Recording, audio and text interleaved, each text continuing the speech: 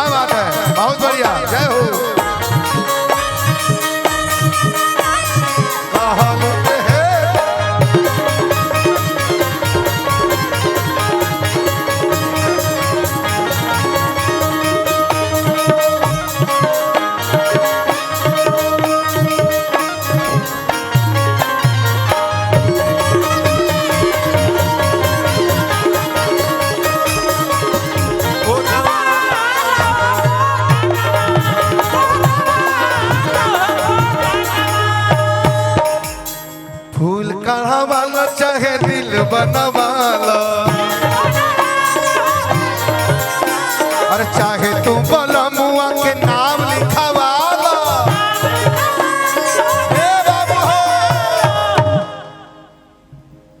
बनती रहे बबुआ मेरा भतीजा मेरा बेटा बहुत बहुत पुरस्कार स्वागत है बैठते रहिए।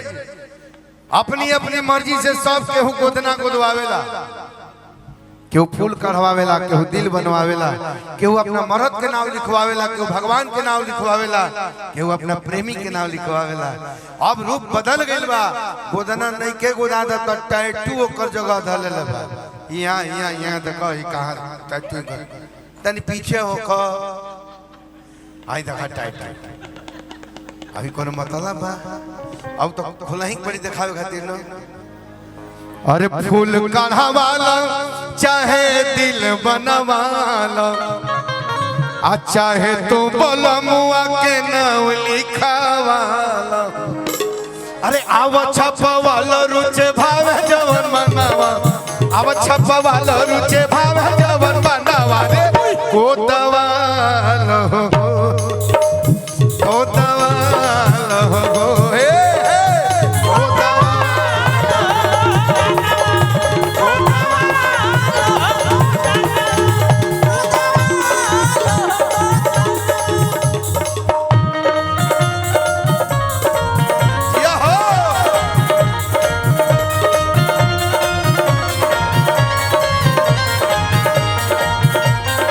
से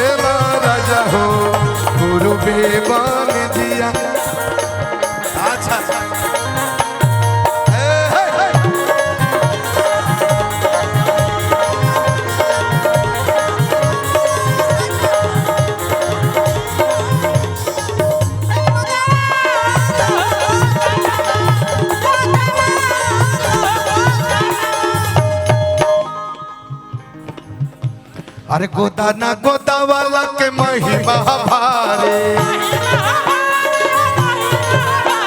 अरे नैहरा में मान मिली सुख ससुरारी।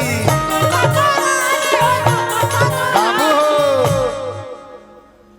एक और महिमा बा गोदना गोदवा वाला के भैया दे दी इनके देखी देखे लायक की बारी हमके सुनी इनकरा के देखी हमरा उन्नत तक की न तो प्यार हो जाए।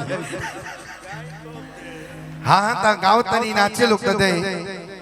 अरे गोदा गोदा वाला के महिमा भारी, आ नैहरा में मान मिली सुख ससुरारी। अरे सैया जी के प्यार मिली जाना जानमवा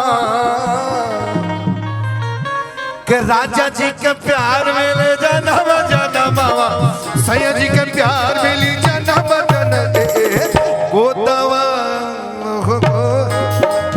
गोदवा गोदनवा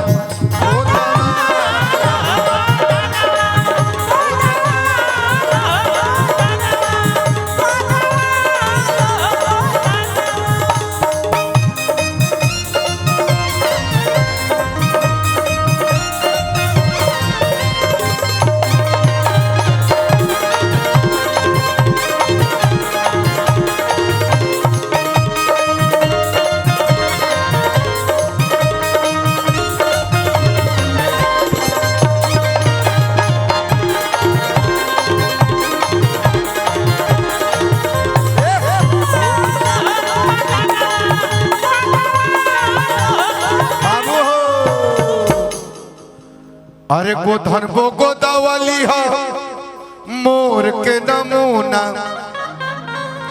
आहई करिया वो कलाई बीचे बड़े चुका बुना। बाबू अरे गोधन वो गोदावली हो मोर के नमूना, करिया वो कलाई बीचे बड़े चुका बुना।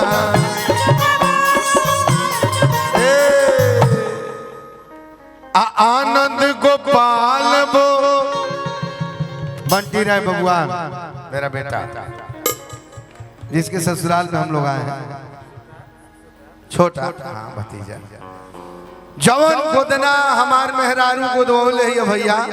आनंद का हमारी जी लिखल है रचना कैले, अब वो देखले ना हमरा मेहरारू के, लेकिन एक मिनट जौन लिख दिहलन जौन बात गोदना में बा वो हमर मेहरारू को दोले रहे। अब काहे ने मोहम्मदाबाद घर हमरा मेहरारू के गाजीपुर जिला में उनकर को हमर घर गाजीपुर जिला में पहले के बेट भाई लोग के वो हमने की जाने। अरे आनंद गोपाल वो अब दुई जी आके चनवा चली भगवान बैठी।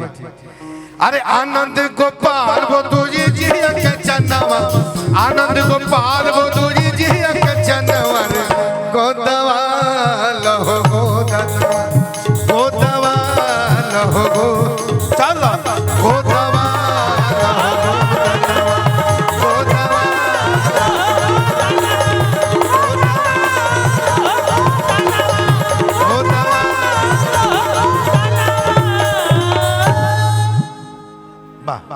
क्या टीम बजा रही है यार, बहुत